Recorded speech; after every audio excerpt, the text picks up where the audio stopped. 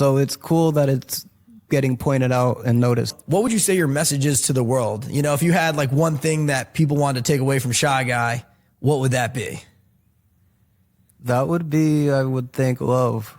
I am a big fanatic for love, being in love, spreading love. And that's honestly what's gotten me to where I've been, the people I've been around, like you just said. So be yourself.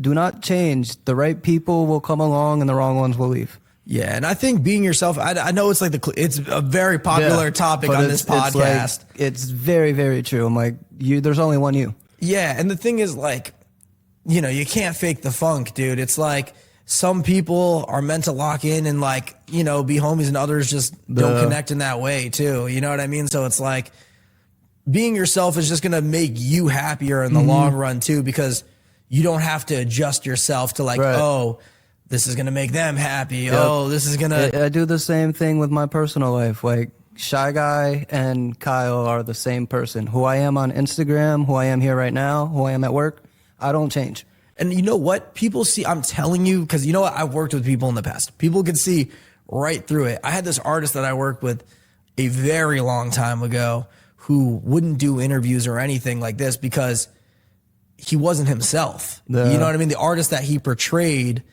and the person who he was were two different people. So he wasn't even able to do an interview like this because people would be like, yo, you said this in your song, but like, you're not talking like this. You know what I mean? So that is very true. I've stuck around with that too. A lot of what I say in my music, it may get words, or I might say baby girl to like relate it to something else, but I'm talking about myself. Or real life situations. Yeah. So what, like, you know, because your records are so vulnerable, it's like, how are you able to take your situations and, you know, put them in the song? And like, what's the feeling like? Does it? Sometimes it hurts. There's a lot of dark stuff that I've been through that I've said to people, and it's not who I was at the time. And I go back and think, I'm like, what the hell? But I lost my train of thought on that one.